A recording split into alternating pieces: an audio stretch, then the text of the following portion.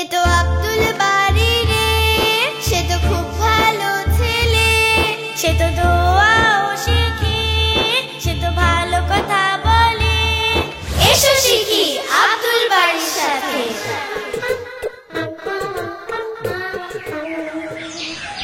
আমার টাকা বেঁচে গেছে, আমার টাকা বেঁচে গেছে, আমার টাকা বেঁচে গেছে।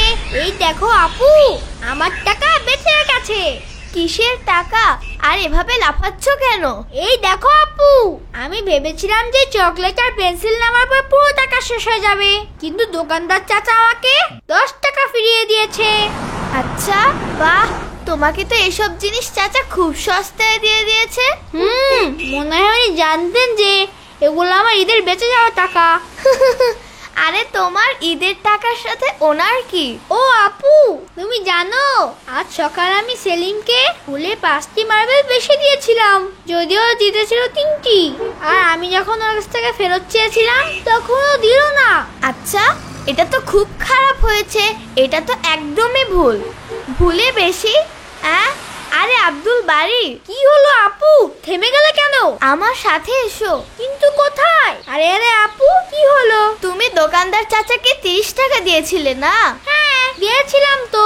আর উনি তোমাকে 10 টাকা ফিরিয়ে দিয়েছেন। হ্যাঁ, ওটাই তো আমি তোমাকে বললাম, কিন্তু হঠাৎ তোমার কি হলো আপু? দেখো, মনে হয় উনি ভুলে তোমাকে এই টাকাটা দিয়ে ফেলেছে, কারণ পেন্সিল সেট আর চকলেটের দাম তো 30 টাকাই হয়।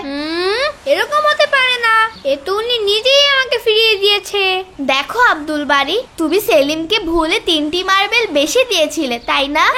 তেমনি চাচাও ভুলে বেশি দিয়েছে মনে হয়। হ্যাঁ, কিন্তু সেলিম তো মিথ্যে বলেছিল। তাহলে কি আমরাও মিথ্যুক হয়ে যাব?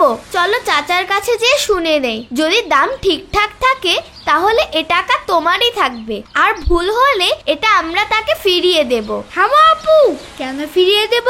আরে উনিই তো দিয়েছেন, আর যদি বেশিও দিয়ে থাকে উনি তো জানেনই না, আর অন্য কেউই জানে না, তাহলে আমরা এই টাকা কেন রেখে দেই না? আল্লাহ আমাদের মাফ করুন, এটা ভাবা উচিত না। এমন ভাবলে আমরা মিথ্যুক ও ধোঁকাবাজ হয়ে যাব। ঠিক আছে, চাচা অথবা অন্য কেউ জানে না, কিন্তু আল্লাহ তো সবই দেখেন, জানেন। কোনো ব্যাপার কেউ দেখতে না পেলেও আল্লাহ তো দেখছেনই। আর ভুলটা জেনেও যদি আমরা টাকা ফেরত না দেই তাহলে আল্লাহ এ সম্পর্কে প্রশ্ন করবেন। ভাবো আমরা আল্লাহকে কি জবাব দেব? ইয়া আল্লাহ, যদি এমন করলে আমরা মিথ্যুক ও বেঈমান হয়ে যাই তাহলে আমরা এই টাকা চাই না। চলো আমরা চাচার কাছে যাই। মাশাআল্লাহ, এই হচ্ছে আমাদের আব্দুল বাড়ি, যে একজন সত্যবাদী ও ভালো ছেলে। আরে বাহ বাচ্চারা, মাশাআল্লাহ, আমি ভুলে তোমাদের এই টাকা ফিরিয়ে দিয়েছিলাম।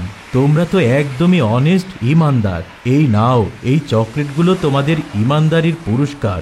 এই নাও, রাখো এগুলো। না চাচা, আমরা এই ভালো কাজ আল্লাহকে খুশি করার জন্য করেছি, তাহলে পুরস্কারও আমরা আল্লাহর কাছ থেকেই নেব। হ্যাঁ, আপনার কাছ থেকে নিয়ে নিলে যদি আখিরাতে না পাই। আরে বাবা বাবা বাবা, আরে বাবা, মাশাআল্লাহ। আচ্ছা বাচ্চারা, আমি তোমাদের জন্য আল্লাহর কাছে দোয়া করব, উনি যেন তোমাদের উত্তম প্রতিদান দেন। ঠিক আছে চাচা, আসসালামু আলাইকুম। ওয়ালাইকুম আসসালাম। ভালো থাকো বাচ্চা, ভালো থাকো। মাশাআল্লাহ। বাহ আপু, আমরা সওয়াবের কাজ করেছি আর বেঈমানি ও মিথ্যার থেকে বেঁচে গেছি। আল্লাহ আমাদের উপর খুশি হবেন না? হ্যাঁ ইনশাআল্লাহ, এবং আখিরাতে এর পুরস্কারও দেবেন। চলো তাড়াতাড়ি, আমি সবকিছু আম্মুকে বলবো। সে তো খুব ভালো ছেলে, সে তো দোয়াও শিখে, সে তো ভালো কথা বলে। এ তো আব্দুল বাড়ি রে, সে তো খুব ভালো ছেলে, সে তো